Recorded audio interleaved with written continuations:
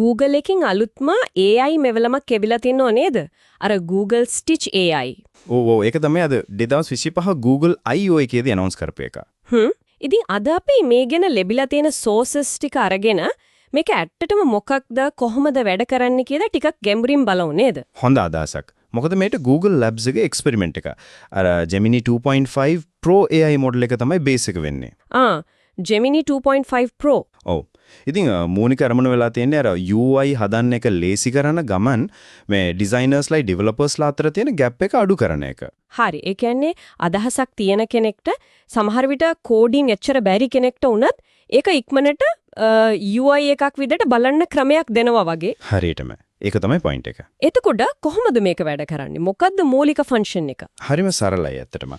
අපි ඉංග්‍රීසියෙන් ඩිස්ක්‍රිප්ෂන් එකක් දෙනවා. විස්තරයක්. ඔව්. එහෙම නැත්නම් මොකක් හරි රූපයක්. හිතන්නකෝ අතින් ඇඳපු ස්කෙච් එකක් වයර් ෆ්‍රේම් එකක් වගේ දෙයක්. කඩු සටහනක් වුණත්. ඔව් ඒක ඉන්පුට් එක විදිහට දුන්නම Stitch AI එකෙන් පුළුවන් ඒකට අදාළ UI ඩිසයින් එකක් ජෙනරේට් කරන්න. නියමයිනේ. ඒ විතරක් නෙවෙයි ඒ UI එකට ඕන කරන front end code එකත් හදනවා HTML CSS වගේ ඒවා. වව්. ඒ කියන්නේ කෝඩ් ගැන අයිඩියා එකක් නැති කෙනෙක්ට තමන්ගේ අයිඩියා එකක් තියනවා නම් ඒක ඉක්මනට ස්ක්‍රීන් එකේ UI එකක් විදිහට බලන්න පුළුවන් නේටනම්. ලොකු පහසුවක් වගේ. ඇත්තටම. මේ හැකියාවට අමතරව තව මොනවද විශේෂ දේවල් තියෙන්නේ? ටෙක්ස්ට් විතරක් නෙවෙයි ඉමේජ් ඉන්පුට් දෙන්නත් පුළුවන් කියවනේ. අනිත් එක තමයි එක අයිඩියා එකකට ඩිසයින් ඔප්ෂන්ස් කීපයක්ම දෙනවා. අපිට තෝරගන්න. විකල්ප කීපයක්ම දෙනවා. ඔව් ඊට පස්සේ කෝඩ් ගන්නත් පුළුවන්. අනිත් වැදගත්ම දේ තමයි හදපු ඩිසයින් එක Figma වලට එක්ස්පෝර්ට් කරන්න පුළුවන්. ඒ Figma එක්ස්පෝර්ට් එක වැදගත් කියන එක ටිකක් පැහැදිලි කරන්නකෝ. ඒ ඇයි? මෙහෙමයි. දැනට UI UX ඩිසයිනර්ස්ලා ගොඩක් දෙනෙක් පාවිච්චි කරන්නේ Figma නේ. ඒක ඉන්ඩස්ට්‍රි ස්ටෑන්ඩඩ් එකක් වගේ වෙලානේ.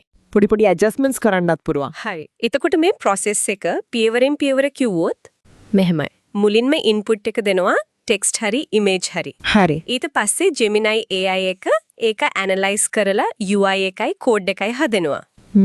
ඊළඟට අපිට ඕන නම් කස්ටමයිස් කරනවා. ඔව්. අන්තිමට එක්ස්පෝර්ට් කරනවා.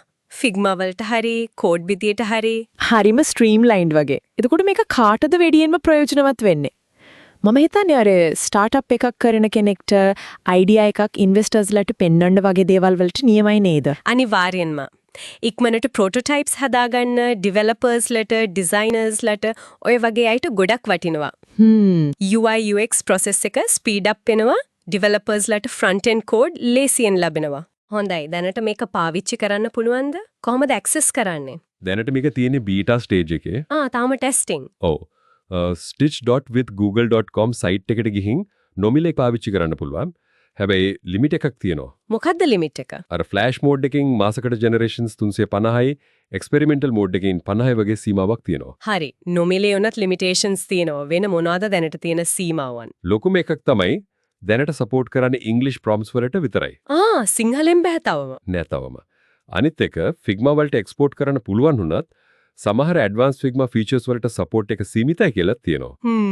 ඊට අමතරව ගොඩක් කොම්ප්ලෙක්ස් ඩිසයින් සිස්ටම්ස් එක ඉන්ටිග්‍රේට් කරනකොට පොඩි චැලෙන්ජස් එන්න පුළුවන්. ඒ කියන්නේ ලොකු ප්‍රොජෙක්ට්ස් වල තියෙන එස්ටැබ්ලිෂ්ඩ් ඩිසයින් රූල්ස් එක්ක වැඩ කරනකොට ඒ වගේම හරියටම හිතේ තියෙන ඩිසයින් එකම ගන්න නම් ටිකක් හොඳට ප්‍රොම්ප්ට් එක ලියන්න ස්කිල් එකක් ඕන වෙනවා. ප්‍රොම්ප්ට් ඉන්ජිනියරින් කියන්නේ ඒකටනේ. ඒක ඇත්ත. ඒ කියන්නේ සරල ඉක්මන් UI වලට හොඳයි. ඒත් ගොඩක් සංකීර්ණ දේවල් වලට තම පොඩි සීමාවන් තියෙන්න පුළුවන්. මේ වගේ වෙනත් ටූල්ස් ගැනත් සඳහන් වෙනවා නේද සෝසස් වල? Figma AI sites වගේ. competitors ඉන්නවා. Figma AI sites, Lovable, Deep Sites, Firebase Studio ඔය වගේ කීපයක්ම තියෙනවා. වෙනසක් තියෙනවද Stitch AI එක්ක? පොඩි වෙනසක් තියෙනවා වගේ. Stitch AI එක මූලිකවම UI design එකයි කෝඩ් එකයි ජෙනරේට් කරන එකට ફોકસ කරනකොට අර Figma AI sites වගේ සමහර ඒවා ෆන්ක්ෂනල් වෙබ්සයිට්ස් apps හදන පෙට්ටට ටිකක් බරයි වගේ. හරි. අනාගතයේදී මොනවද බලාපොරොත්තු වෙන්න පුළුවන් Stitch AI වලින්?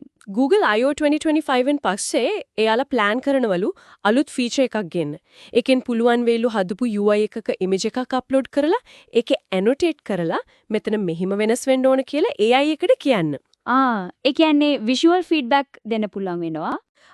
සෑහෙන්න සරල කරන්න try කරන ගොඩක් අයට app හදන දායක වෙන්න ඉඩ හදන powerful AI tool එකක් වෙන්න පුළුවන් වගේ. හරියටම තාම බේටා වුණාට ඩිසයිනර්ස්ලා ඩෙවලොපර්ස්ලා අතර කොලැබොරේෂන් එක වැඩි කරන්න, අයිඩියා එකක් ඉක්මනට රියැලිටි එකක් කරන්න උදව්වක් වෙන දෙයක්. අනාගත අප්ඩේට්ස් එක මේකේ පොටෙන්ෂල් එක තවත් වැඩි වෙයි. එහෙනම් අපි අද කතාව අවසන් කරමු මේ ප්‍රශ්නයත් එක්ක. Stitch AI වගේ මේවලම් ආවම අනාගතයේදී UI UX designers ලගේ software developers ලගේ roles කොහොම වෙනස් වෙයිද?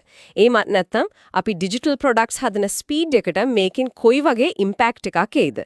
ඒ ගැන හිතන්න දෙයක් ඉතුරු කරනවා.